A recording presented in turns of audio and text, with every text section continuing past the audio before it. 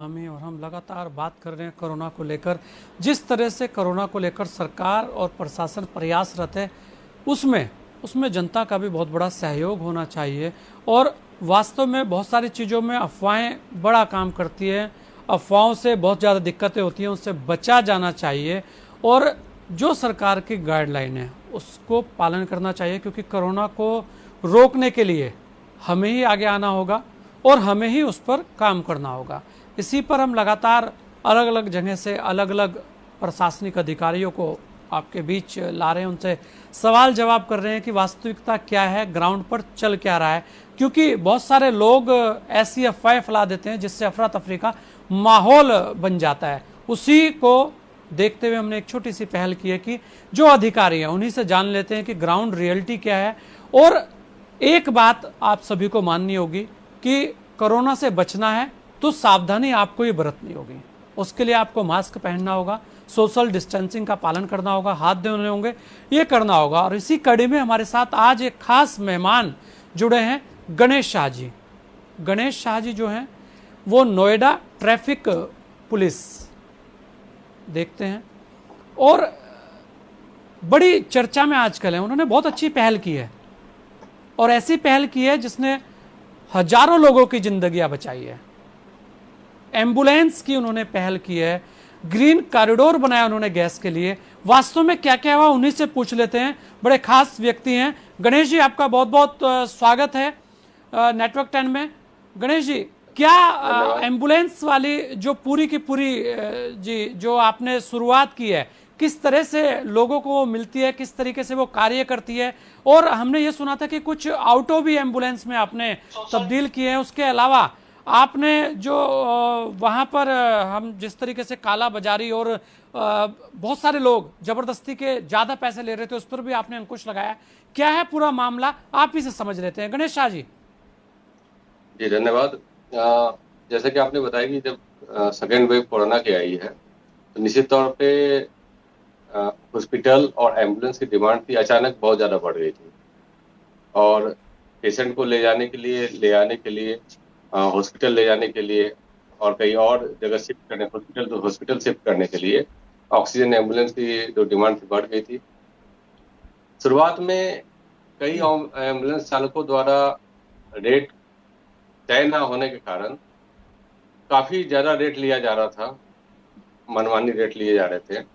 तो एक तरह से देखा गया है कि जो जिसको भी एम्बुलेंस की जरूरत थी तो किस तरह उसको सही रेट में एम्बुलेंस मिल जाए और वो बिना किसी परेशानी के हॉस्पिटल चले जाए।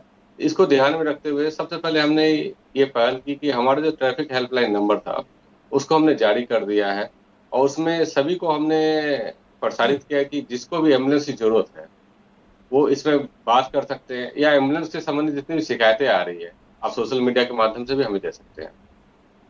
जब ये पहल की गई तो कुछ शिकायतें आने लगी कि 10 किलोमीटर के लिए 45,000 50,000 रुपए के लिए रेट ले लिए गए। तो हमने उन सब में जांच की, एआरटीओ को भी साथ में रखा और स्वास्थ्य विभाग के भी कर्मचारी से बातचीत की। तो कई मामले में हमने वैधानिक कार्रवाई की, कई मामले में हमने पैसे वापस दिलाए। और ये देखा गया कि हॉस्पिटल में जहाँ एम्बुलेंस खड़े रहते हैं, जहाँ से रोगी कांटेक्ट करते हैं, वहां भी हमने ट्रैफिक की ड्यूटियां लगाई। एम्बुलेंस चालकों से, एम्बुलेंस के ट्रस्ट से हमने मीटिंग की कि कैसे आप ये महामारी के समय है सहयोग की भावना रखें, सहायता करें और जो वाजिब पैसे हैं वो लें। इस कड़ी में काफी हमें सफलता मिली और धीरे धीरे जो शिकायतें थी वो धीरे शिकायतें कम होने लगी और कई एनजीओ और स्वयंसेवी संस्था आदि भी हमसे जुड़े हैं जिन्होंने निःशुल्क एम्बुलेंस की भी सहायता उपलब्ध कराई। तो एक ट्रैफिक कार्यालय में जो हमारा हेल्पलाइन नंबर था एक अच्छा कोऑर्डिनेशन सेंटर बन गया जिससे लोगों को सुविधा मिलने लगी। आपका एक प्रश्न बीच में था कि ऑटो एम्बुलेंस की शुरुआत की गई। ये ऑटो एम्बुलेंस चालकों की शुरुआत के पीछे ये मंशा थी कि जिस तरह डिमांड बढ़ी है एम्बुलेंस की, उसको ध्यान में रखते हुए एक ऑटो रिक्शा एम्बुलेंस एक बेहतरीन विकल्प बन के उभर रहा था। कई जगह पे इसकी शुरुआत भी हुई थी। उसी को देखते हुए हम लोगों ने यहाँ एक मॉडल तैयार किया। इसमें संबंधित विभाग से भी परामर्श लिया, फोर्टिस हॉस्पिटल से बातचीत की गई। तो शुरुआत में 20 ऑटो चालक तैयार हो गए कि वो एम्बुलेंस को, अपने ऑटो रिक्शा को एम्बुलेंस में कन्वर्ट करने के लिए। हमने क्या किया कि पहले जितने हॉस्पिटल, हमारे जो हॉस्पिटल फोर्टिस हमारे साथ थे, उन्होंने ऑटो चालकों को प्रशिक्षण दिया कि कैसे आप मरीज को हैंडल करेंगे, कैसे लेके जाएंगे। और एआरटीओ द्वारा कुछ उसके रेट जी भी तय किए गए। इससे क्या हुआ कि जो नंबर्स ऑफ एम्बुलेंस है वो बढ़ गए। विशेषकर ग्रामीण क्षेत्रों में ये जो पहल की गई तो इसका प्रयास का जो फल था वो अच्छा दिखने लगा। तो हम कह सकते हैं कि जो ये कठिन दौर है इसमें सभी लोग सहायता के लिए आगे बढ़ रहे हैं। और हम लोग का पूरा प्रयास है कि किसी भी तरह से कोई दिक्कतें न आने पाए। और अभी तो स्थिति बहुत हद तक अच्छी है। एम्बुलेंस की डिमांड पहले की तुलना में कम है। लेकिन ग्रामीण क्षेत्रों में जो एम्बुलेंस की दिक्कतें थी उसको ध्यान में रखते हुए ऑटो एम्बुलेंस एक बेहतरीन विकल्प बन के उभर रहा है। धन्यवाद। जी। अच्छा, गणेश शाह जी, ऑक्सीजन की क्या व्यवस्थाएं हैं? और आप क्योंकि ग्रीन कॉरिडोर आपने बनाया, ऑक्सीजन पर बड़ी मारामारी थी, लेकिन इस वक्त क्या कहना है आपका ऑक्सीजन को लेकर? अभी तो इस तरह की दिक्कतें नहीं है। अभी तो पर्याप्त मात्रा में जैसे सूचना आ रही है कि सभी हॉस्पिटल में ऑक्सीजन मौजूद है। शुरुआत की बात करें तो निश्चित तौर पे अचानक उसकी भी ऑक्सीजन की डिमांड बढ़ गई थी। प्रत्येक हॉस्पिटल में आप देख भी रहे थे। तो ये देखा गया कि नोएडा से के विभिन्न हॉस्पिटलों में जो अन्य राज्यों से ऑक्सीजन कंटेनर आ रहे थे या कोई वाहन आ रहे थे, ये हम लोगों ने सुनिश्चित किया कि उनको किसी भी बाधा, उनको पहुंचने के लिए, गंतव्य तक पहुंचने के लिए कोई भी बाधा ना उत्पन्न हो। तो हमने एक ग्रीन कॉरिडोर का अपने कॉन्सेप्ट बोला, बेसिकली उसको आत्मसात किया और उसमें पायलट की व्यवस्था की कराई गई। ट्रैफिक को हमने इतना रेगुलेट किया कि कम से कम समय में वो अपने गंतव्य तक पहुंच जाए।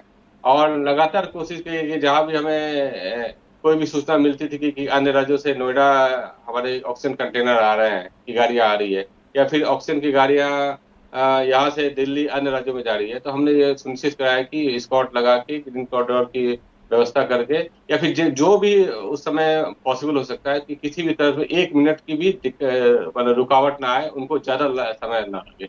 इसको कोशिश किया गया और जी। काफी हद तक इसमें हम सफल भी रहे। नहीं, बिल्कुल आना भी चाहिए। गणेश शाह जी, क्योंकि अभी तो कोरोना कर्फ्यू चल रहा है, और जिस तरह से लोग अभी घरों में हैं, ये एक जो आने वाला समय है, अगर हम माने अगर 8-10 दिन बाद कुछ ढील दी जाती है या कुछ और केस कम होते हैं तो शायद लोग बाहर निकलें। ऐसे में ट्रैफिक पर बहुत ज़्यादा बर्डन पड़ जाता है। तो ऐसे में ट्रैफिक को लेकर आपकी क्या तैयारियां चल रही है? क्योंकि जैसे जैसे ढील दी जाएगी वैसे लोग घरों में तादाद में बाहर निकलेंगे। और क्योंकि एक रहता है, नोएडा में वैसे भी बहुत सारे ट्रैफिक की समस्याएं लगातार बनी रहती है, और कुछ ऐसे पॉइंट्स हैं जहां बहुत ज़्यादा रश रहता है, उसे लेकर, क्योंकि अभी तो बहुत सारी चीज़ों में आराम है, रिलीफ है आपको, तो क्या प्लानिंग आपकी चल रही है? क्योंकि ये वो समय रहता है जिसमें आप अच्छी प्लानिंग कर कर जो नोएडा का ट्रैफिक है उसे दुरुस्त कर सकते हैं। जी। आपने सही कहा कि जो नोएडा की ट्रैफिक है एक बहुत चैलेंजिंग वर्क है। और लगातार हम लोगों ने प्रयास किया है कि क्या है कि कभी भी ट्रैफिक जाम की स्थिति ना हो। अगर किसी कारण से एक्सीडेंट के कारण या किसी की कोई गाड़ी खराब हो जाती है कि क्या, बहुत सारे कारण से इसके कारण अचानक ट्रैफिक जाम की स्थिति होती है, तो हमारा रिस्पॉन्स टाइम बहुत अच्छा रहता है। जो रिस्पॉन्स करते हैं हमारे टीआई करते हैं, टीएसआई करते हैं, ट्रैफिक कांस्टेबल करते हैं। तो हम इस पर लगातार ध्यान रखते हैं। हमारा हेल्पलाइन नंबर है, हमारे ये ट्रैफिक कंट्रोल रूम है जो लगातार गूगल मैप में को वॉच करते रहती है, वो देखते रहती है कि कोई ऐसा एरिया तो नहीं है जो लगातार इसमें जाम की स्थिति आ रही है। तो थोड़ा हम रिसर्च भी इसमें करते रहते हैं और अपनी ड्यूटी को ऑडिट भी करते रहते हैं। आपने वर्तमान परिस्थिति में कहा, निश्चित तौर पे जी। अभी जो ट्रैफिक है बहुमुखी भूमिका निभा रही है। जैसे ही जब शुरुआती दूसरी लहर की बात आ रही थी और तो कोरोना कर्फ्यू की बात आई थी, हमने अपने जो कार्य प्रणाली को और अपडेट किया। हमने न सिर्फ ट्रैफिक को रेगुलेट कराया, बॉर्डर ड्यूटियां लगाई, रात्रि ड्यूटी लगाई, बल्कि विभिन्न पॉइंटों में हमारी जो मार्शल मोबाइल थी, हमारे जो वाहन थे, उसके माध्यम से अवेयरनेस प्रोग्राम चलाया। लोगों को अवेयर किया कि सोशल डिस्टेंसिंग का पालन करें। ऑटो रिक्शा चालकों को अपील की गई कि आप कम से कम यात्री को बैठाएं और खुद भी मास्क पहने, फेस शील्ड का उपयोग करें। और निश्चित तौर पे अभी भी आवश्यक सामग्रियों का आना जाना लगा रहा है। ऐसा नहीं कि ट्रैफिक बिल्कुल ही नहीं है। और आने वाले समय पे जिस तरह हम पूरे मनोयोग के जी। साथ काम कर रहे थे, तो हमारे जो सबसे बड़ा चैलेंज है कि कोरोना के समय आवश्यक सावधानी को बरतने के साथ साथ सोशल डिस्टेंसिंग का पालन करते हुए हमें ट्रैफिक को रेगुलेट करना है। और जिस तरह हम पहले अच्छे ढंग से करते आ रहे हैं, मैं विश्वास दिलाता हूं कि हमारी बहुत अच्छी तैयारी है और लगातार हमारे ट्रैफिक कर्मी ऑन रोड आपको मिलेंगे।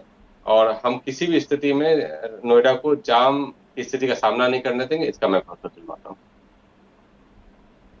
बिल्कुल गणेश शाह जी, होना भी चाहिए। और आप जैसे अधिकारी को जिसकी तारीफ हर ओर हो रही है, वास्तव में कुछ ऐसे कार्य करने चाहिए जो एक अमिट छाप छोड़ के जाए नोएडा के अंदर। क्योंकि आपका समय कीमती है, एक अंतिम सवाल मैं आपसे ले रहा हूँ, क्योंकि पूरी की पूरी जो ट्रैफिक पुलिस है इस वक्त आपने उनको दौड़ा रखा है, हर जगह वो काम कर रही हैं। और देखिए, डॉक्टर्स तो फिर भी पीपीई किट पहनकर चले जाते हैं, लेकिन वो तो ऐसे ही अपनी जान पर खेलकर लगातार कोरोना के इस काल में कार्य कर रहे हैं। ऐसे में उनका हौसला बढ़ाने के लिए आप क्या संदेश उन्हें देना चाहेंगे? सभी लोग जुटे हुए हैं, आप भी जुटे हुए हैं, हम भी जुटे हुए हैं, और सभी चाह रहे हैं कि जल्द से जल्द इस महामारी से हम निजात पाएं। और उपाय भी हमें पता है, सोशल डिस्टेंसिंग, मास्क का प्रयोग करना, और निश्चित तौर पे वैक्सीन जैसे जैसे स्लॉट मिलने उसको लेना।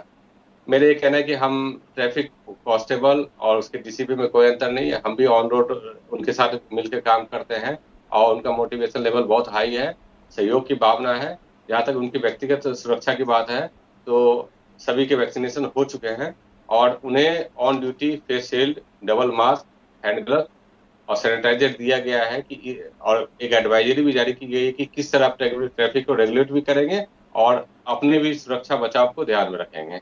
और अभी तक मैं ये कहना चाहूंगा कि ट्रैफिक ड्यूटी बहुत अच्छी चल रही है, और हम लोग लगातार मोटिवेट करते हैं।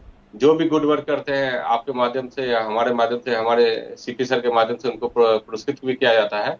मैं ये कहना चाहूंगा कि हमारे ट्रैफिक पुलिसकर्मियों का मनोबल बहुत ही ऊंचा है, और बहुत ही साहस के साथ वो डटे हुए अपने कामों के लिए। बिल्कुल गणेश शाह जी, आपका बहुत बहुत धन्यवाद, आपने अपना कीमती समय हमें दिया। और ये थे गणेश शाह जी, जो डीसीपी ट्रैफिक हैं नोएडा के अंदर। और एक संदेश दिया इन्होंने कि इच्छा शक्ति हो तो कुछ भी हो सकता है। और ख़ासकर देखिए, जिस ट्रैफिक पुलिस के लिए कहा जाता है कि वो लगातार पूरे धूप में भी सड़कों पर रहते हैं, उसी के द्वारा जिस तरह से इन्होंने एक और नया कार्य कोरोना के अंदर किया, एम्बुलेंस सेवा का, खासकर वो एम्बुलेंस जो बहुत ही ज़रूरी है, होना चाहिए। और अच्छा लगता है जब बहुत सारे अधिकारी इस तरीके की नई पहल करते हैं। लगातार हम यही आप लोगों तक पहुंचा रहे हैं कि किस तरह से अधिकारी और प्रशासनिक अधिकारी कार्य कर रहे हैं, सरकार कैसे आपके लिए कार्य कर रही है। कहीं ना कहीं हमें भी सोचना होगा, संभलना होगा, मास्क लगाना होगा, सोशल डिस्टेंसिंग का पालन करना होगा, बार बार हाथ धोने होंगे, और सुरक्षित रहने के लिए जितनी भी गाइडलाइन है उनका पालन करना होगा। इस खास मुलाकात में इतना ही, दीजिए मुझे इजाजत। जय हिंद।